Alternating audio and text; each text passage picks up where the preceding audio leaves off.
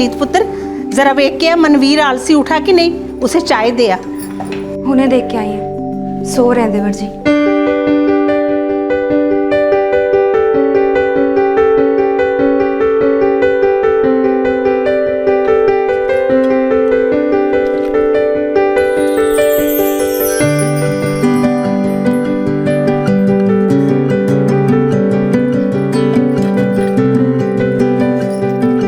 ਤੁਹਾਡਾ डिब्बा हेलो। सत श्री अकाल जी पापा जी। सत श्री अकाल पुत्र जी। फैक्ट्री जा रहा हूँ, मनवीर उठ जाए तो उससे कहना कि देवेंद्र जी के होटल अंडे पहुँचा दे। हाँ मैं उसे दस दूंगा पुत्र जी, पर उसमें तू भी तो कुछ कहा कर। 25 साल का हो गया है, सोया पड़ा रहता है। अरे कुछ काम धाम करे, है मैं घूमता रहता है। समझाता तू पापा जी, पर वो समझे तब ना। आप मैं बीजी सब बोल बोल के थक गए, अब रहने दो, वक्त आते खुद समझ जाएगा। और तुझे चिंता ना करो, अब मैं चलता पापा जी। जिंदा रहे पुत्र। ओए मनवीर, ओए खोते दे पुत्र, कब उठेगा? उठ गया बाबूजी।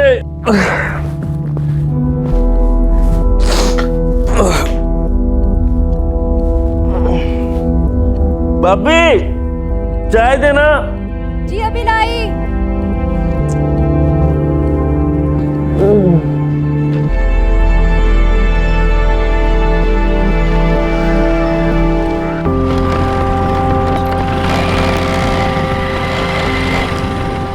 ओए कुलजीत, आज फिर देर कर दी तूने। अब आज कौन सा बहाना है तोड़ा? ओ यार सुरेंद्र, ओ ये जो मेरी फटफटियां ना यार, ये तेरे छोटे भाई मनवीर की तरह है। वो सवेरे सवेरे देर से चालू होती है। अरे यार गुस्सा ना करया कर यार तू। सुरेंद्र, उसकी पत्नी नवनीत, बेटी सिमरन, छोटा भाई मनवीर और उसके माता पिता सतेंद्र और अमृत कौर, 6 लोगों का यह खुशहाल परिवार था। इस परिवार के गुजर की जिम्मेदारी घर के बड़े बेटे सुरेंद्र के कंधों पर थी। वो अपने पिता के छोटे से खेत और पोल्ट्री फार्म को भी देखता था और साथ ही एक बॉटलिंग फैक्ट्री में भी काम करता था। 8 अगस्त 2012 को हर रोज की तरह सुरेंद्र अपने दोस्त कुलजीत के साथ काम से घर लौट रहा था और तभी रास्ते में उन पर एक हमला हुआ।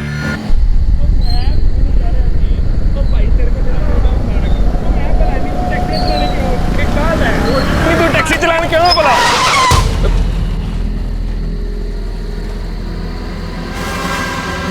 कौन हो भाई तुसी?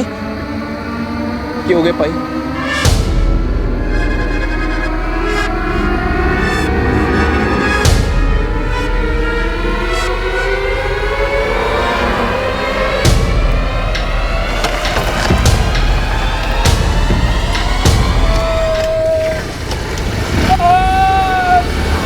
कुलजीत को भी कुछ चोटें आई थी, लेकिन फिर भी वो पास के गांव से मदद लाने में सफल रहा। कुलजीत ने तुरंत सुरेंद्र के घर वालों को इस बात की खबर दी और गांव वालों ने फौरन सुरेंद्र को एम्बुलेंस में अस्पताल पहुंचाया।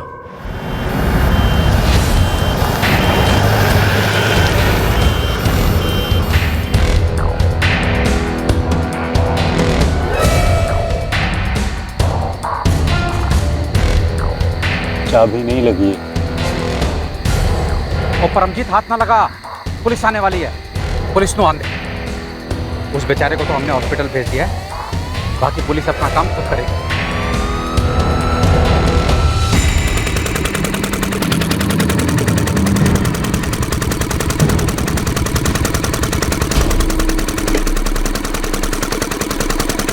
मनवीर बाजी, मनवीर बाजी।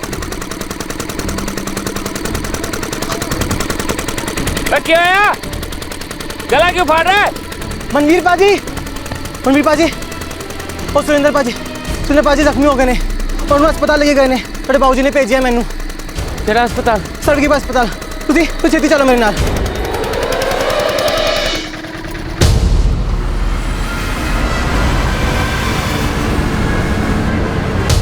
सर जी, सवेनपुर लिंक रोड के पास हुआ जी ये सब।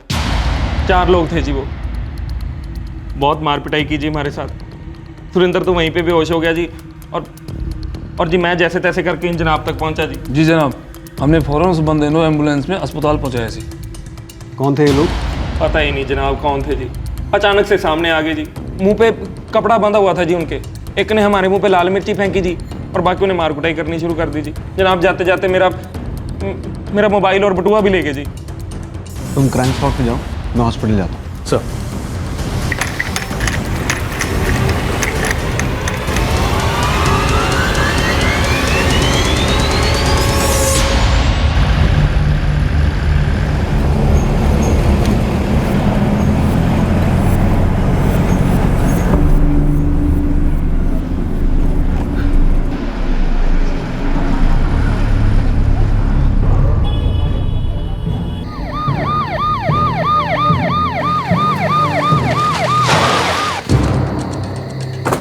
कालरा उधर देखो साहब, हम जब इत्थे आए बंदा इत्थे बेहोश पड़ा था।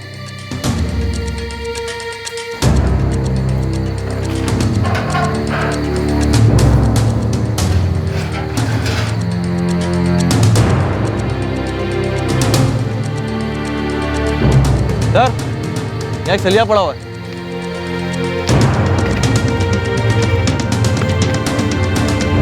कालरा जी सर, ये बाइक वाले लीडरों के बारे में सभी पेट्रोलिंग टीम्स को अलर्ट कर दो। आसपास के सारे इलाके में नाकाबंदी करवा दो। सर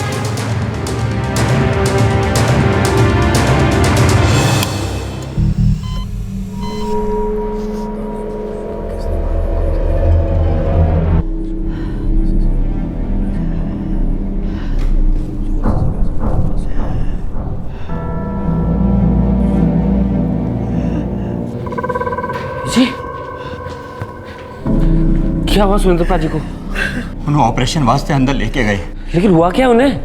उन्हें फैलो गया। हाँ, लेके आए थे। सुरेंद्र के सर पे किसी ने सरिया से मारा है, बहुत खून बह रहा था।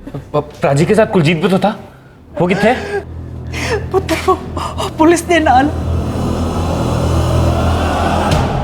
कुलजीत, ये सब कैसे हो गया? तो यार वो सब मैं बताता हूँ, तू पहले ये बता सुरेंद्र कैसा है? ऑपरेशन चल रहा है सर जी, डॉक्टर कह रहे थे कि खून बहुत बह चुका है। हाय रब्बा। जी फिर मत करो, वाहिगुरु सब ठीक कर देगा।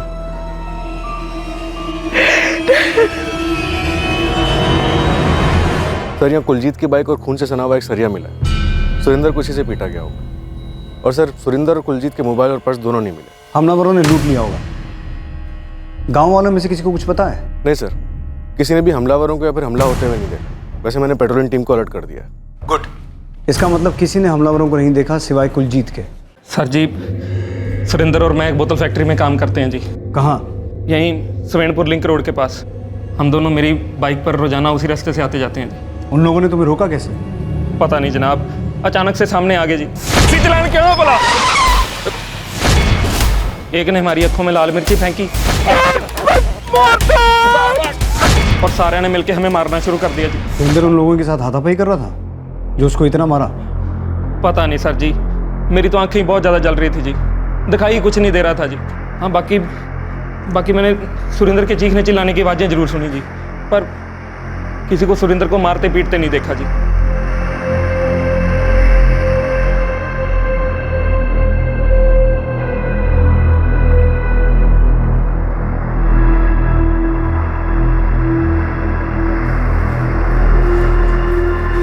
डॉक्टर साहब, कैसा है मेरा पुत्र? हालत बहुत ही नाजुक है। क्या हम प्राजी से जाके मिल सकते एक बार? नहीं, वो कोमा में है। कल उन्हें आईसीयू में शिफ्ट किया जाएगा, तब आप उन्हें देख सकते हैं। डॉक्टर, चोटें कहाँ आई? सिर पे ही मारा गया है, हेमरेज हुआ है और सिर पे बहुत गहरा फ्रैक्चर है। मेरा पुत्र। Excuse me. लगता है सुरेंद्र को मारने की कोशिश हुई है। ये क्या कह रहे हो तुसी? हाँ, वरना मोबाइल और बटुआ लूटने के इरादे से कोई लोहे के सरिये से इतना क्यों मारेगा? और जैसा तुमने बताया, उससे तो यही लगता है ये अटैक प्लान था।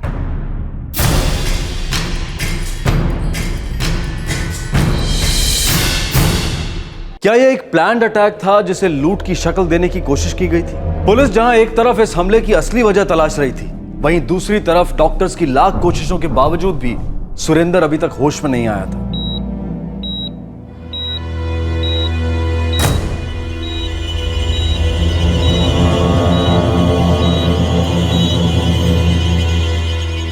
राजीलाल जिन्ने भी ये कितना ना बाबू जी, मैं उन्होंने नहीं छड़ना। मैंने तो समझ ही नहीं आ रहा कौन दुश्मन हो सकता है। सुरेंद्र था। रब दी सौं सर जी, उनके चेहरे नकाब से ढके हुए थे जी, मैं किसी का चेहरा देख ही नहीं सका। और बाबा जी, कहीं ये कुलजीत ने तो नहीं करा है?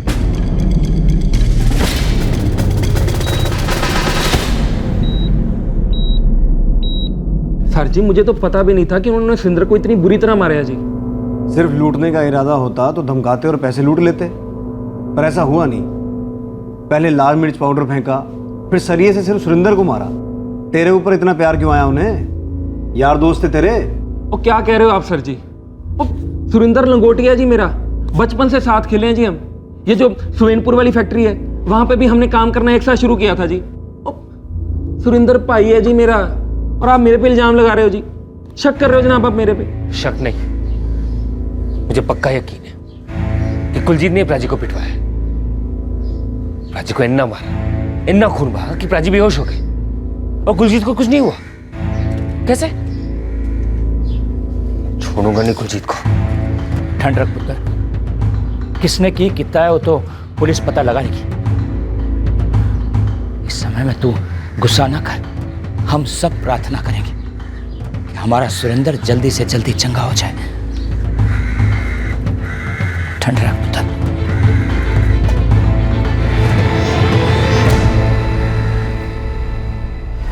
कुलजीते, संभल के जाना, जमाना बहुत खराब है, कहीं कोई भी हमला कर सकता है। ध्यान रखिए अपना।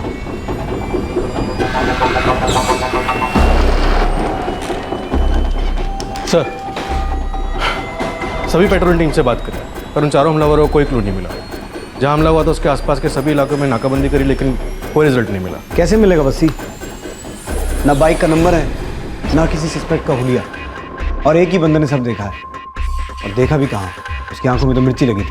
सर, मुझे लगता है कुलजीत हमारी आंखों में धूल झोंक रहा है। वैसे भी इसकी स्टोरी हजम नहीं हो रही, कहीं कुछ तो गड़बड़ है। अब ये तो सुरिंदर ही बताएगा कि कुलजीत सच बोल रहा है या झूठ।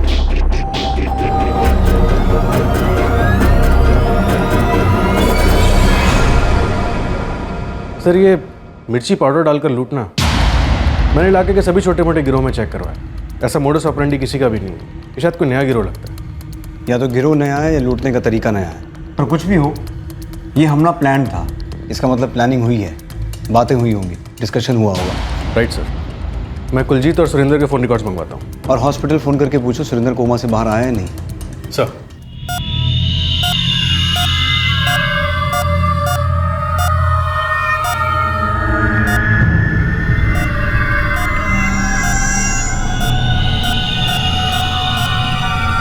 डॉक्टर क्या हुआ इन्हें? सिस्टर, तुरंत इनको ओटी में शिफ्ट करो, क्विक। डॉक्टर,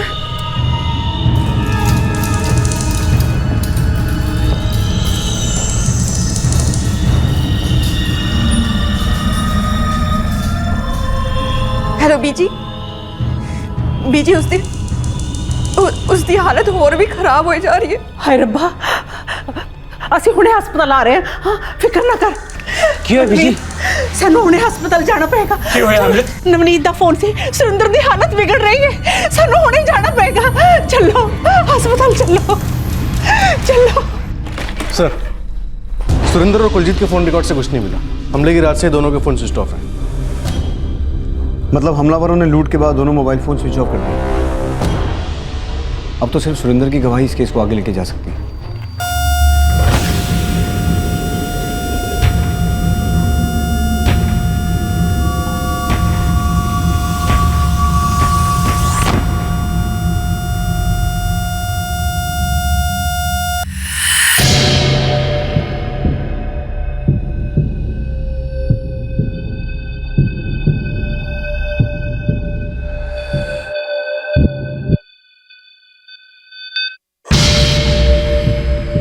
डॉक्टर साहब, राजी ठीक है ना?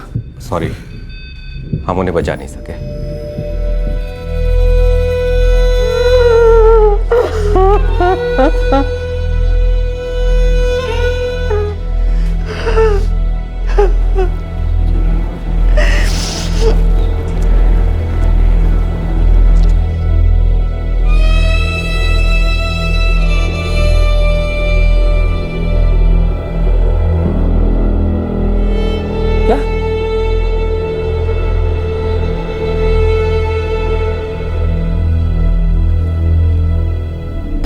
सर, हॉस्पिटल से फ़ोन आया था, सुरेंद्र मर चुका है। मुझे शुरू से ही शक था कि इरादा लूटने का नहीं, सुरेंद्र को मारने का था। जरूर सुरेंद्र किसी के रास्ते में आ रहा था, पर कौन है वो? उस साले ने सबक सिखाना मैंने। कुछ भी करके तो 2-3 बंदों का जुगाड़ कर। ओ यारा, पर उसने कितना के है? मेरे यार दा अपमान कितना है। पापी नु छेड़ रहा था साला। ऐसे मवाली नु तो सबक सिखाना ही चाहिए। अपमान दा बदला तो लेना ही लेना। ओ, सुरेंद्र से कोई बदला लेना चाहता था, उसे सबक सिखाना चाहता था, और सबक सिखाने की किसी की तड़प ने एक इंसान की जान ले ली। लूट की आड़ में मर्डर को अंजाम देने वाले उन नकाबपोश कातिलों को क्या पुलिस पकड़ पाएगी? नहीं साहब, है काम तो लोकल गैंग का नहीं है, या तो कोई बाहर का गैंग है या पीसीएल की कोई नई टीम बनी है। पीसीएल मतलब पंजाब क्रिमिनल लीग। मिर्च डाल के लूटे तो सिर्फ 2 मोबाइल और 2 बटुए, और इसके लिए उसका काम भी बैठा दिया। मुझे तो लगता है ये किसी नए और टुच्चे गैंग का काम हो सकता है। लूट नहीं थी, मतलब मर्डर की सुपारी थी। कुछ पता चला नंदू? सभी पंटरों से सवाल जवाब किया, लगता तो यही है, ना ये रॉबरी है ना सुपारी। सुरेंद्र की किसी से कोई दुश्मनी? नहीं साहब, एकदम क्लीन आदमी था, काम से काम वाला आदमी। न दुश्मनी न सुपारी, फिर क्यों मारा सुरेंद्र को? किसी को नफरत हो गई थी सुरेंद्र से, और ये नफरत सर तभी स्टार्ट होती है जब प्यार खत्म होता है। मेरे हिसाब से ये प्यार का मामला था। प्यार का लफड़ा? जितना हमें सुरेंद्र के बारे में पता चला, बड़ा सीधा साधा इंसान था, परिवार की जिम्मेदारी थी उस पर। शादी के बाद उसका चक्कर। सर ऐसा कुछ सुनाई तो नहीं दिया, ना हमें ना खबरों। सुरेंद्र का भाई मनवीर अभी कुंवारा है, बची उसकी बीवी नवनीत। सुरेंद्र के दोस्त कुलजीत की भी शादी नहीं हुई। हो सकता है कि कुलजीत और नवनीत का कुछ चक्कर हो और ये सुरेंद्र बीच में आ रहा हो, और शायद इसी वजह से उसे रास्ते से हटा दिया हो सकता है।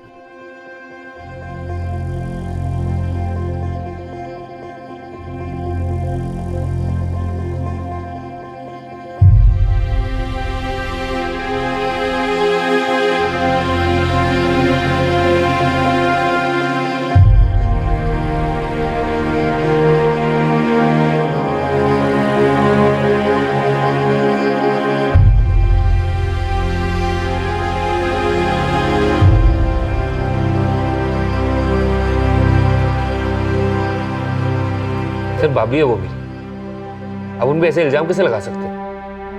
नवनीत बहू थी मेरी, अब बेटी है, उस पे ऐसे कीचड़ तो ना उछालो। देखिए, हम किसी पे कीचड़ नहीं उछाल रहे हैं। तो फिर ऐसे बेहुदा सवाल क्यों पूछ रहे हो? सवाल तो पूछे जाएंगे मनवीर, हर तरह के, अच्छे लगे या ना लगे।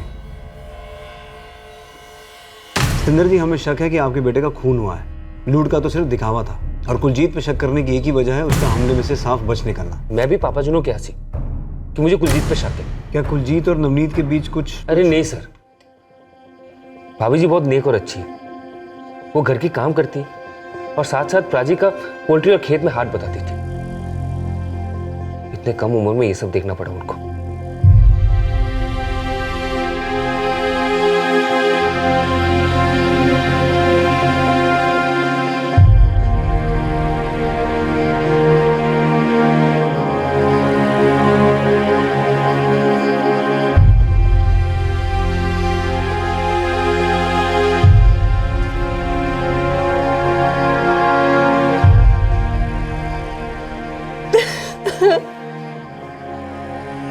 आप गलत दिशा में सोच रहे हो सर।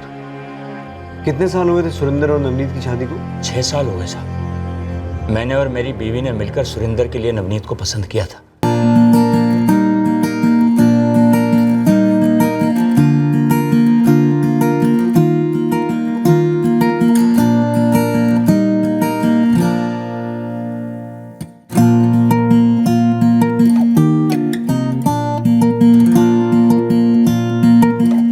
नवनीत हमारे घर विच दूध में शक्कर की तरह घुल मिल गई थी साहब। ब्याह के 1 साल बाद सिमरन आई तो घर की खुशियों को 4 चांद लग गए। नवनीत ने हमेशा घर के लोगों का साथ दिया है, आज भी दे रही।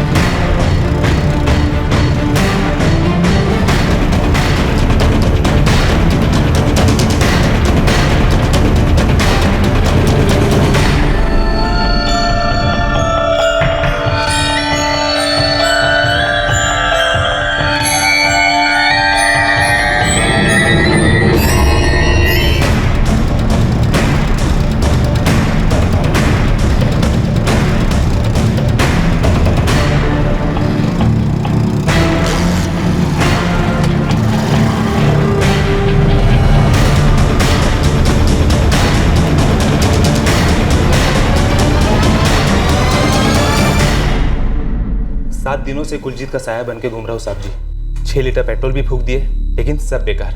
फैक्ट्री में लगभग सभी लोगों से पूछा, सबने बस यही जवाब दिया कि कुलजीत और सुरेंद्र की अच्छी दोस्ती थी और कुलजीत और नवनीत के बीच भी कोई सेटिंग नहीं लग रही।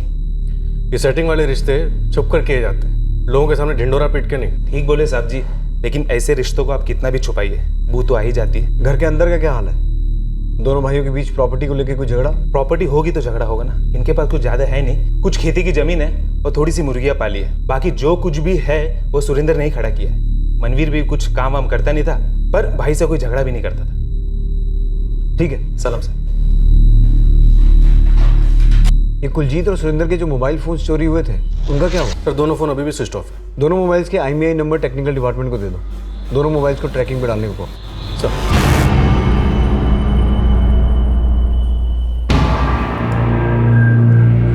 सर कितने हफ्ते हो गए? कब पता चलेगा कि मेरा भाई को किसने मारा है? जब तो वो लोग पकड़े नहीं जाएंगे मुझे चैन नहीं मिलेगा। मनवीर, हम हर मुमकिन कोशिश कर रहे हैं। हमें भी चैन नहीं मिलता जब तक कोई केस सॉल्व नहीं होता। सर लेकिन आप तो कह रहे थे ना कि आपको कुलजीत पे शक है। हाँ, लेकिन कुलजीत के खिलाफ कोई सबूत नहीं है। अभी तो मैं तुम लोगों से यही कह सकता हूँ कि सब्र रखो, हमें अपना काम करने दो। अपनी जिम्मेदारी का एहसास है हमें। एहसास तो मुझे नहीं था। राजी हमेशा काम करते रहते थे, मैं सोता रहता था। वो मुझसे कहा करते थे कि एक दिन मुझे अपनी जिम्मेदारी का एहसास जरूर होगा।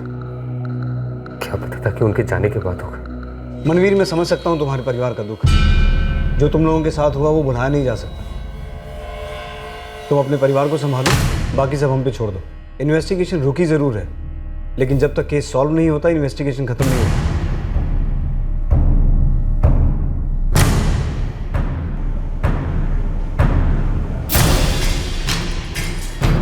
सर, कुलजीत और सुरेंद्र के चुराए गए दोनों फोन अभी भी स्विच ऑफ आ रहे हैं।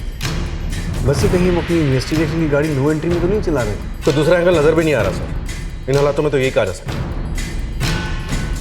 पर ये फाइल ऐसे बंद नहीं रहने वाली। कोई ना कोई सुराग तो जरूर मिलेगा।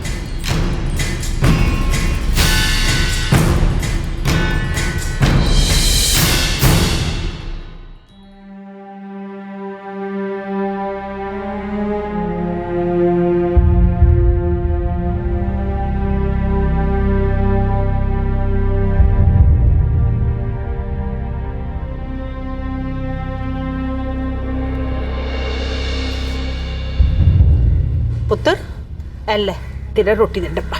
ठीक है बीजी। पापा जी मैं चल रहा। आज मैंने आने में देर हो जाएगी। अंडों की डिलीवरी देनी है, उसके बाद खेती बीज भी खरीदने जाना है। ठीक है पापा जी। चिंता रहे पुत्र।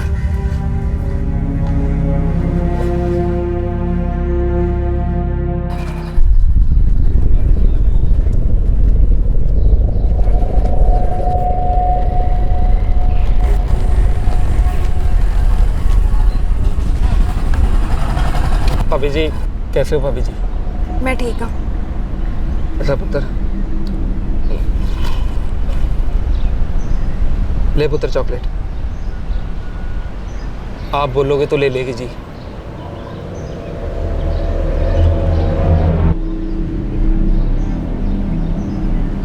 सुरेंद्र बहुत याद आता है जी। जो होया बहुत बुरा होया। कहीं छोड़ दूं ये आपको? नहीं, मैं यहाँ पे चली जाऊँगी। स्कूल पास ही है। किसी भी चीज़ की ज़रूरत हो जी तो बेझिझक मुझे याद कर लेना।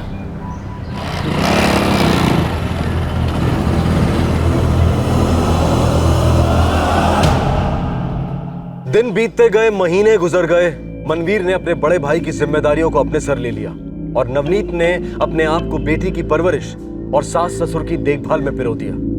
सुरेंद्र की मौत को 2 साल गुजर गए। कुलजीत और सुरेंद्र से छीने गए मोबाइल फोन्स के IMEI नंबर्स ट्रैकिंग पर डाल दिए गए थे, लेकिन पिछले 2 साल से ये दोनों फोन्स बिल्कुल खामोश थे। क्या ये केस भी ऐसे ही खामोशी में दफन होने वाला था?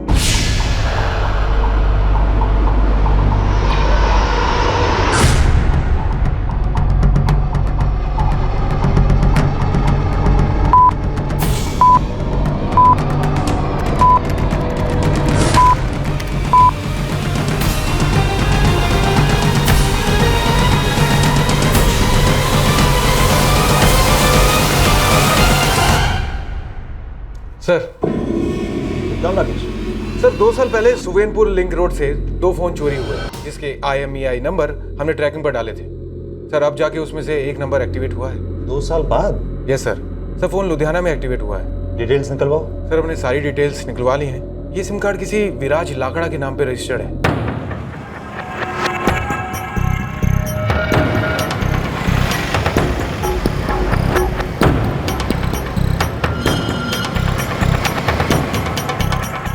एक काम करो, सारे डिटेल्स सुवेनपुर पुलिस स्टेशन मेल कर दो। मैं वहाँ के ऑफिसर से बात करता हूँ। Yes sir.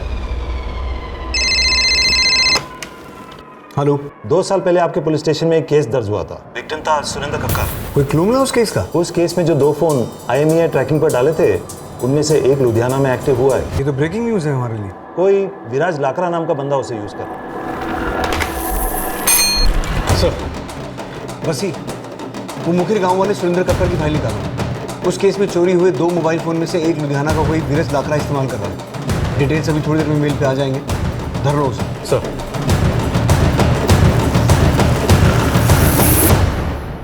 Crime never pace, ये सिर्फ एक कहावत नहीं बल्कि एक बहुत बड़ा सच है जो हम कई बार दोहरा चुके हैं और एक बार फिर ये सच साबित होने जा रहा था। साहब दसो तो सही साहब, मैं की कितना साहब, मैं की कितना फिर से पूछ एक बार।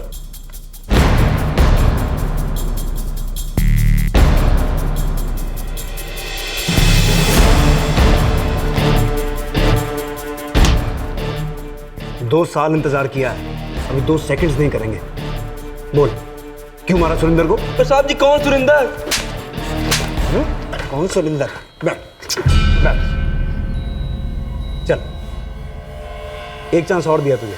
मुखिर गांव का सुरेंद्र जिसका खून किया तूने अपने 3 साथियों के साथ मिलके, उसका और उसके दोस्त का फोन भी चुराया। मर्डर? नहीं साहब जी, मैं कुछ नहीं किया। ये फोन तो मैंने भी 2 दिन पहले खरीदा पैसे देकर। पूरे 1500 रुपए दिए जगजीत उपल को। जगजीत उपल कौन है? साहब जी वो मैकेनिक है।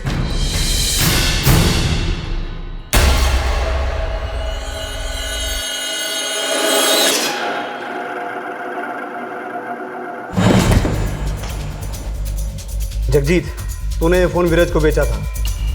वो साहब जी मैं पूछ नहीं रहा हूँ, बता रहा हूँ तुझे। और अब ये मत कहना कि तुझे किसी और ने बेचा था, क्योंकि झूठ बोलने वालों की यहाँ ऐसी सर्विसिंग होती है सारे पुर्जे खुल जाते हैं। चल अब तू बोलेगा या खोल दो सारे पुर्जे? कौन? साहब जी 2 साल पहले की बात है। 2 लोग थे, उनका नाम नहीं पता है साहब जी, लेकिन हमने उनका रास्ता रोका और थोड़ा पीटा, मोबाइल फोन और बटुए छीन लिए। उसके बाद साहब जी उन्हीं में से ही एक फोन है। जिस आदमी को मार डाला उसका नाम ही नहीं पता? मार डाला? नहीं साहब जी, हम उन्हें मारना नहीं चाहते थे। इतना ज्यादा भी नहीं मारा था कि कोई मर जाए। वो तो जब मैं तुझे मारूंगा ना तब पता चलेगा ज्यादा किसे कहते हैं। तुम्हारे पीटने से मर गया वो? इतना ज्यादा नहीं मारा था कि मर जाए साहब जी, इसलिए तो हम बचा बचा के मार रहे थे। सर ये सब मार रहे थे बचा बचा के। सोहराबुद्दीन साहब जी, हम कोई सरिया वरिया लेके नहीं गए थे। ये हम में कौन कौन शामिल है, नाम बता सबके। 2 लोग थे, दोनों मेरे दोस्त। एक का नाम है रंजीत सोलंकी और दूसरे का नाम है ज़ुएब शेख।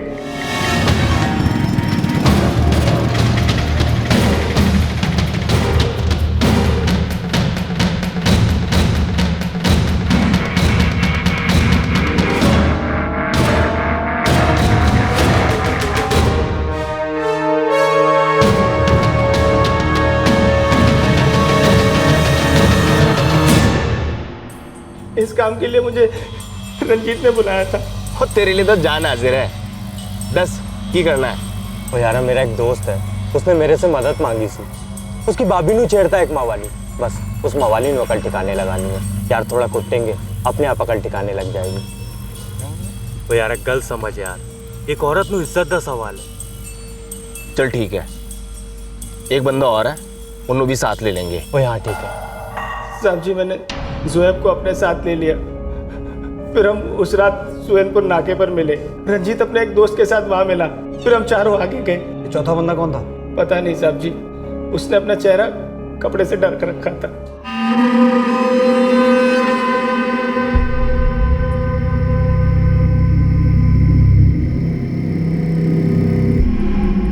तो कितने भेजा ना तुम लोगों को? हाँ कितने मिलेगा वो मावाली? चलो मेरे साथ, बताता हूँ। चल।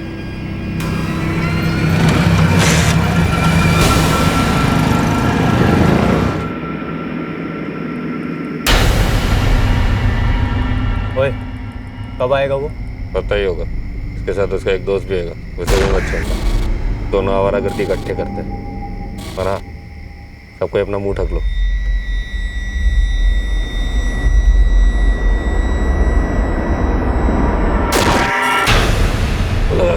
चल चल चल चल चल चल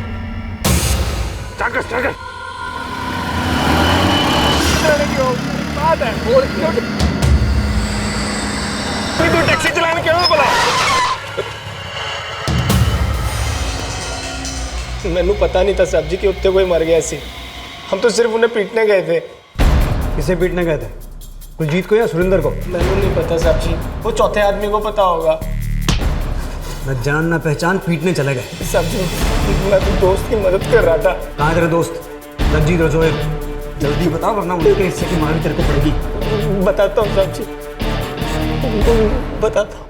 4 हमलावरों में से 1 पुलिस के हाथ लग चुका था और 4 में से 3 की पहचान हो चुकी थी, लेकिन चौथा शख्स अभी भी नकाब के पीछे ही था। इस हमले का मकसद था उस शख्स को सबक सिखाना जो एक लड़की को छेड़ रहा था, लेकिन कुलजीत और सुरेंद्र में से यह हरकत किसकी थी, ये बात अभी भी राज थी।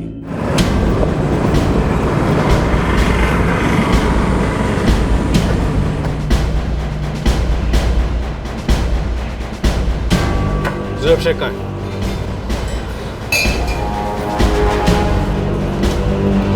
छोड़ दे, प्लेटों की जरूरत नहीं पड़ेगी, जेल में बड़ी थालियां मिलती हैं। ले चलो। क्यों पकड़ रहे हो मुझे? मैंने क्या किया है? सर मैंने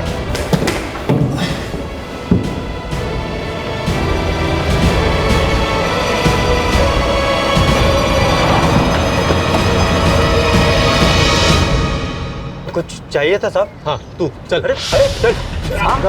इधर। सर मैंने किया क्या? अरे मुझे क्यों लेके, मैंने किया क्या है सर? मुझे क्यों लेके जा रहे हो? लगता है सारे दोस्तों की याददाश्त बहुत खराब है। 8 अगस्त 2012 को जगजीत और जोएब के साथ किसको मारने निकला था? कुलजीत को या सुरेंद्र को? सोचना बंद करो, जवाब दे। अगर हमने अपने हिसाब से जवाब दिलवाया ना तो देख 206 हड्डियां जवाब देंगी। जिस तरह पीट पीट के सुरेंद्र को मारा ना तुमने, वही हासिल करेंगे तुम्हारा भी। साहब हमने किसी को नहीं मारा साहब। बड़ा याराना है तुम्हारा। तेरे बाकी दोस्त भी यही कह रहे हैं, फिर तो तू भी यही मानेगा कि तुम तीनों के साथ एक चौथा बंदा और था? जी साहब जी। नाम तेरा क्यों बताएगा? साहब जी मैंने कुछ नहीं पता साहब जी। वो आदमी तो हम लोग उस बंदे तक पहुंचाने के लिए आया था जिसे हमें सबक सिखाना था साहब जी। मुझे कुछ नहीं पता। चल कोई नहीं, सरिया मंगवाया अभी, तब तक इससे नेट प्रैक्टिस करते हैं। माफ कर दो साहब, माफ कर दो साहब।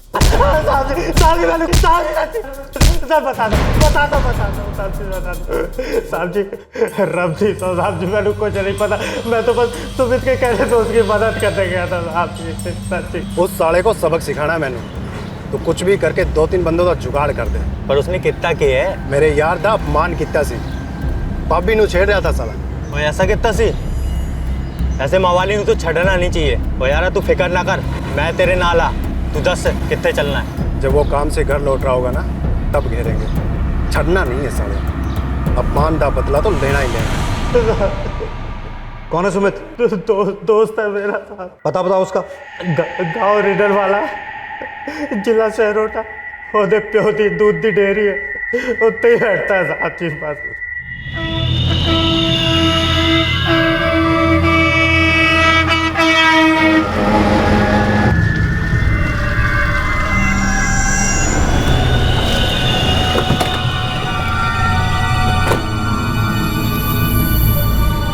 सुमित का है?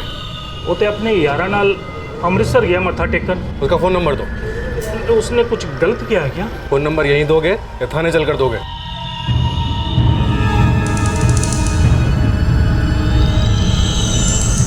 आपके द्वारा डायल किया हुआ नंबर अभी बंद है। सुमित का फोन बंद है, उसका फोटो है उसका? उसका कोई बड़ा भाई है क्या? नहीं जी, सुमित मेरा इकलौता मुंडा है। अगर उसने कुछ गलत किया है तो मैं उसकी तरफ से माफ़ी मांगता हूँ। ना आपके माफ़ी मांगने से और ना ही उसके मत्था टेकने से कुछ होने वाला है। आपके बेटे ने खून किया है और उसको सज़ा होके रहेगी।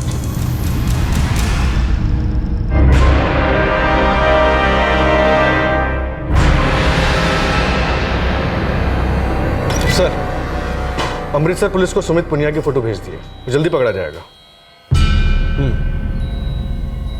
रंजीत, जगजीत और जोहेब, इन तीनों का ये कहना है कि सुरिंदर या कुलजीत में से कोई एक सुमित की भाभी को छेड़ता था। ये सुमित की भाभी कौन है? सर, सुमित के बाप का कहना है कि सुमित उसका इकलौता बेटा है, उसका कोई भाई नहीं है। तो फिर किसकी भाभी को छेड़ा जा रहा था और कौन छेड़ रहा था, कुलजीत या सुरिंदर? सर, कहीं ऐसा तो नहीं हमला किसी और पर होने वाला था और सुरिंदर गलती से मारा गया? उस रात सुरिंदर के साथ सिर्फ कुलजीत था, तो क्या टारगेट कुलजीत था? सर, रंजीत, जोएब और जगजीत के अलावा वहाँ पे एक चौथा आदमी भी था जिसे किसी ने नहीं देखा। उसने चेहरे पर नकाब पहन रखा। बहुत जल्दी ये नकाब उड़ जाएगा और पता चल जाएगा कि कौन है इस रॉबरी का, मर्डर का मास्टरमाइंड।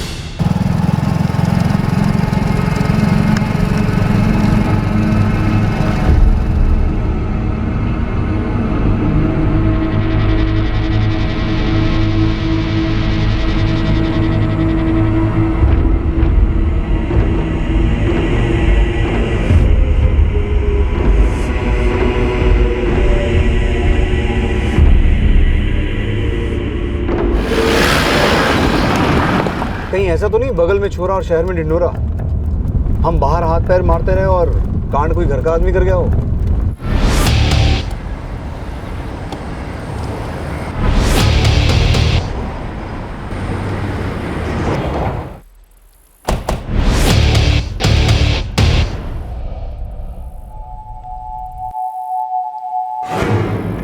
क्या सर, अब घुमा फिरा के फिर वही सवाल पूछ रहे हो, वो भी 2 साल बाद? हाँ, सच सच बताओ मनवीर, कुलजीत और नवनीत के बीच में कुछ था? नहीं था। क्या कुलजीत पीछा करता था, छेड़ता था नवनीत को और इसलिए तुमने उसके नाम की सुपारी दे दी? की कह रहे हो सर? तुम कुलजीत को सबक सिखाना चाहते थे, लेकिन हमलावरों ने गलती से तुम्हारे भाई सुरिंदर को मार दिया और उस भूल को सुधारने के लिए अब तुम अपने भाई की जिम्मेदारियां निभा रहे हो। कुलजीत कैसा बंदा है मैंने नहीं पता, और मेरे और प्राची के रहते हुए नवनीत भाभी पे कोई ऐसा करने की जरूरत भी नहीं कर सकती। और अगर ऐसा कुछ होता तो भाभी हमें जरूर बता।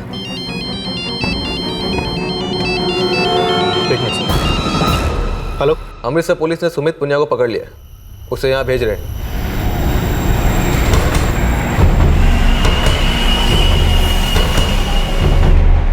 सर,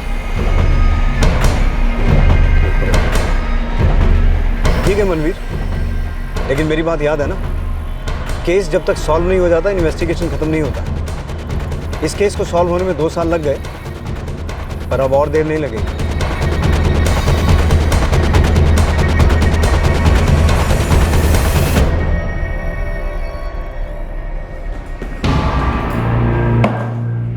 सुमित, इस केस की बहुत सी कड़ियां हैं। अब तू कौन सी कड़ी है मुझे तो पता नहीं, लेकिन तेरे बाद रंजीत, रंजीत के बाद जगजीत और जोएब है। सच कहूं, हम भी ना थक जाते हैं यार, पर तेरे जैसे आदमी को कुट के ना बड़ा आराम मिलता।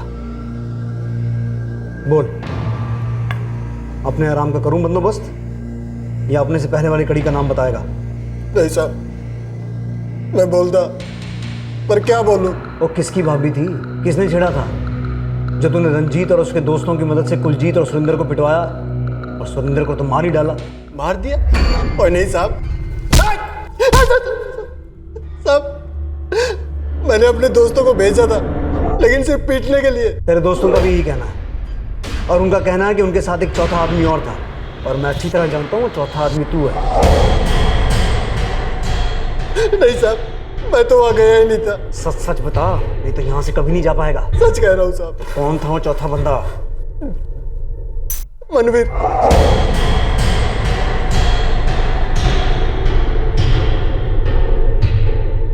पुलिस को मनवीर पर शक हुआ था कि शायद उसने ये हमला करवाया था, लेकिन मनवीर ने इस बात से साफ इनकार कर दिया। लेकिन सुमित के बयान के बाद इस केस की गुत्थियां सुलझ रही थी और चौथा नकाबपोश शायद मनवीर ही था। क्या सुरेंद्र का खून गलती से हुआ था या फिर यह सारा जाल सुरेंद्र को मारने के लिए ही बना गया था? पर इस सब के पीछे का मकसद क्या था? मनवीर मेरा दोस्त है साहब, गांव की एक शादी में मिला था और दोस्ती हो गई। एक दिन वो मुझसे मिलने डेयरी पे आया था, परेशान था, मदद चाहिए थी मुझसे। अरे इतनी सी बात के लिए क्यों मरे हुए बैल सी शक्ल बना रखी है? तेरी भाभी मेरी भाभी, बता कौन छेड़ रहा है भाभी को? तू मदद करेगा ना मेरा भाई? खाली उस बंदे का ना दस। मनवीर की भाभी को कोई परेशान कर रहा था साहब। मुझे लगा दोस्त है, मदद करनी चाहिए। मैंने रंजीत से बात की, वो तैयार हो गया। उसने जगजीत और जोएब को साथ कर लिया। हमले से एक दिन पहले वो मुझसे फिर मिलने आया था। तीनों पट्टे तैयार हैं। बढ़िया। उनसे कहना कल शाम को 7 साढ़े 7 बजे मुझे सुवेमपुर के नाके पे मिले। वहाँ से मैं लेके जाऊँगा। 8 साढ़े 8 बजे वो लफंगे सुवेमपुर के लिंक रोड क्रॉस करते हैं। तो चिंता ना कर, मानो मैं ले आऊँगा। तू मत। 3 बंदे हैं ना, उसके बाद मैं भी तो हूँ। पर क्यों? यार है तू मेरा, इसलिए तुझे इस जमले से दूर रखो। और तूने मेरी इतनी मदद की है यार। अब उन लोगों को मेरे बारे में सब बता दिया ना। कोई भी तेरे से कोई सवाल नहीं पूछेगा। मैंने भी तेरे बारे में कुछ नहीं बताया, तेरा नाम तक नहीं। बड़ी यारी नहीं भाई है मेरा काम यहीं तक था जी। उसके बाद वो तीनों मनवीर से मिले और उसने जिसको कहा उसे कुट देता।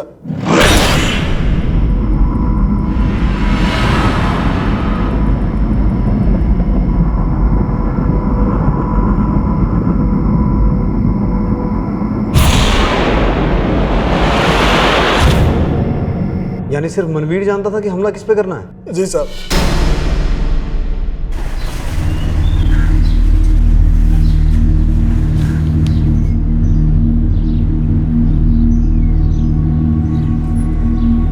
कितने जा रहा है पता? बहुत जी अमृतसर जा रहा हूँ, कुछ जरूरी काम आ गया, चलता हूँ।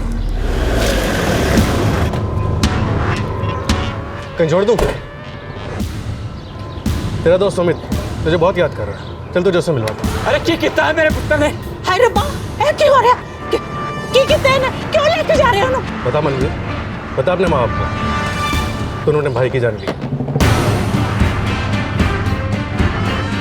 ले चलो। अरे सुनिए, सुनो तो सही। मैं जी कुछ करो।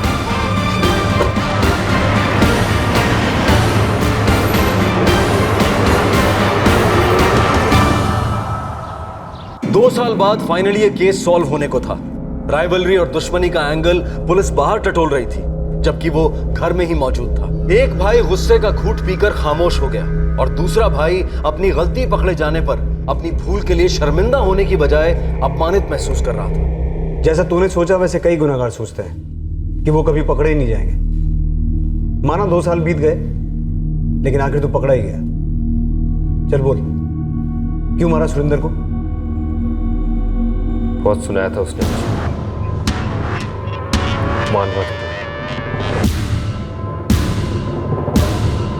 बेइज्जती हुई थी मेरी किसी के आगे। किसके आगे?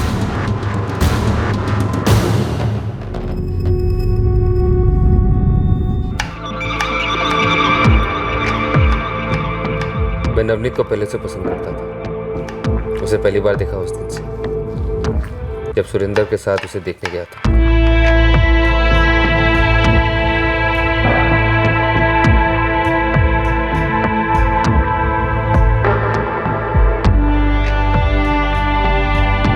मुझे वो पसंद आई थी, पर मैं कुछ कह नहीं पाया। सुरेंद्र मुझसे बड़ा था, कमाता था, शादी भी पहले बड़े की होती है, लेकिन मैं नवनीत को भुला नहीं पाया। एक दिन मैंने हिम्मत जुटाई और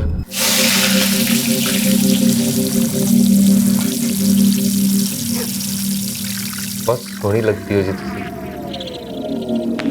मानो या ना मानो। मुझे पता है कि तुम्हें मुझे बहुत पसंद करती।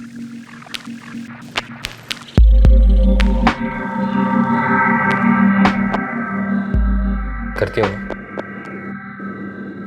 आया ना?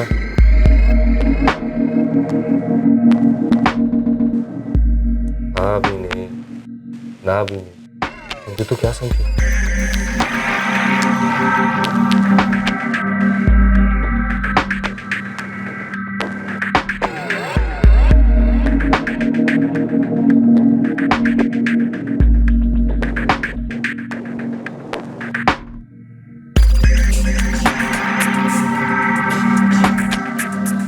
उसकी हाथ थी सर, आग दोनों तरफ लगी हुई थी।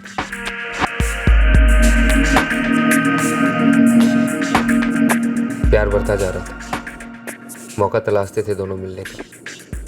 कुछ दिनों तक सब ठीक चलता रहा, हमारा रिश्ता गहरा होता चला गया। हम एक दूसरे के हो चुके थे।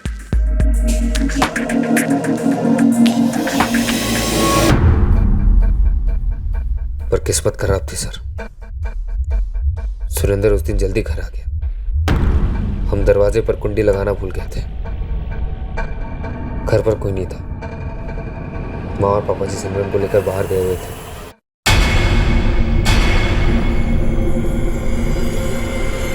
सुरेंद्र हम दोनों पर बहुत गुस्सा हुआ। नवनीत और मुझे बहुत भला बुरा सुनाया, बहुत कड़वी बातें कही। हमारे पास चुप रहने के अलावा और कोई चारा ही नहीं था। उस दिन से नवनीत ने मुझे छोड़ दिया। शायद डर गई थी। वो मुझसे कोई रिश्ता नहीं रखना चाहती थी, मुझसे दूर रहती थी, मेरे पास से गुजरने से भी टालती थी। एक दिन से मुझे सुरेंद्र पे गुस्सा आने लगा। वो मेरी नवनीत के सामने मुझे जलील किया। कैसी उम्मीद थी? तुझसे उम्मीद थी ऐसा करेगी? पागल, शर्म आनी चाहिए, शर्म। कितना गिरा हुआ है। अरे पाई के नाम पर गाली है तो गाली, तो जरा भी शर्म नहीं है। पापा जी बोला तो खाल उधेड़ देंगे। चुप, एकदम चुप। निकम्मे 2 वक्त का निवाला मिलता है मेरी वजह से, वरना भूखे मर जाए। कितनी गंदी सोच है, कितनी घटिया सोच है।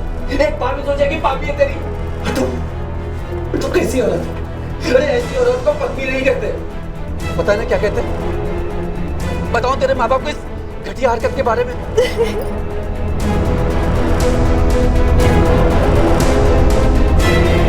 जब अपने ही धोखेबाज हैं तो कोई क्या कर सकता है?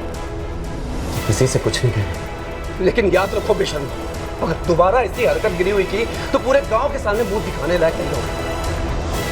मुझे कोई परवाह नहीं।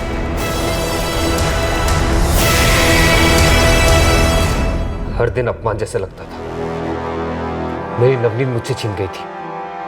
सुरेंद्र मुझे कुछ कहता नहीं था, लेकिन उसका हर वक्त मेरी तरफ देखना मुझे गिरा हुआ महसूस करवाते रहता था। उसका घर पे होना चुभने लगा था मुझे। तुम्हें क्या लगा अपने भाई को मारकर तुम्हें उसकी बीवी मिल जाएगी, तुम्हारा सम्मान वापस मिल जाएगा? तुम कुछ भी कहो, लेकिन बात बिल्कुल साफ है कि गलती तुम्हारी थी। तुम्हें अपने भाई से माफी मांगनी चाहिए थी। और अपमान की बात इसमें कहां से आती है? अपमान तो तुमने किया था भाई भाई के रिश्ते का, लेकिन वो फिर भी चुप रहा और इसके इस बड़प्पन को समझने के बजाय तुमने उसे मार ही दिया।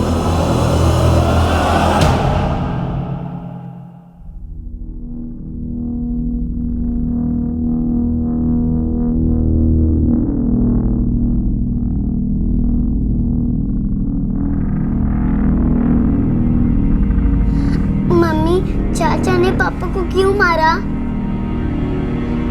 बताओ ना मम्मी, क्यों मारा? बताओ, क्यों मारा पापा को? क्यों मारा मम्मा?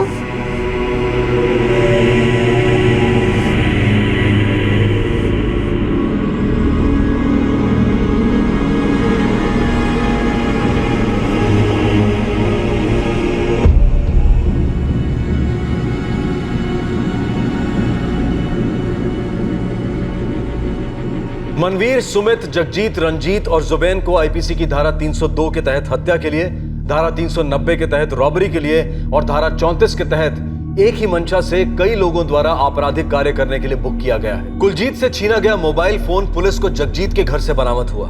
2 साल, आखिरकार पूरे 2 साल बाद यह केस सॉल्व हुआ और एक बार फिर से यह सच साबित हुआ कि क्राइम नेवर पेज। सुरेंद्र के माता पिता को ना तो मनवीर और नवनीत के अवैध रिश्ते के बारे में पता था और ना ही मनवीर द्वारा रचे गए सुरेंद्र को मारने के षड्यंत्र के बारे में। दोनों ही बातें उनके लिए बहुत शॉकिंग थी। पहली बार पकड़े जाने के बाद ही नवनीत को अपनी गलती का एहसास हो गया था और उसने मनवीर के साथ अपने सारे रिश्ते तोड़ दिए थे।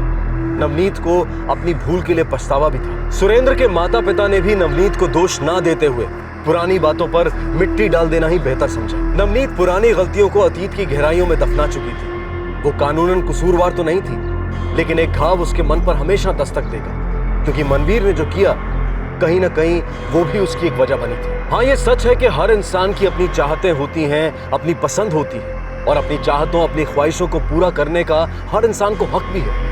लेकिन अपने अरमानों को पूरा करने के लिए किसी दूसरे की जान ले लेना, ये हक किसी भी इंसान को नहीं है। अगर रिश्ता खुशी नहीं दे रहा है तो आप उससे बाहर निकल सकते हैं, बाहर निकल के एक नया रिश्ता भी जोड़ सकते हैं। लेकिन रिश्तों की बलि चढ़ाकर, अपराध के रास्ते पर चलकर मायूसी और सजा के अलावा और कुछ हासिल नहीं होता। आपसे फिर मुलाकात होगी क्राइम पेट्रोल सतर्क में एक और नए केस के साथ। तब तक अपना ख्याल रखें, सुरक्षित रहें और याद रखें, अगर आप अपनी गलती को ना मानकर उसे नजरअंदाज करेंगे तो वो आपकी आदत बन जाएगी। सही वक्त, सही कदम, सतर्क रहें। जय हिंद। इस तरह के और भी एपिसोड देखने के लिए हमारे चैनल को सब्सक्राइब करें और बेल आइकन दबाना ना भूलें।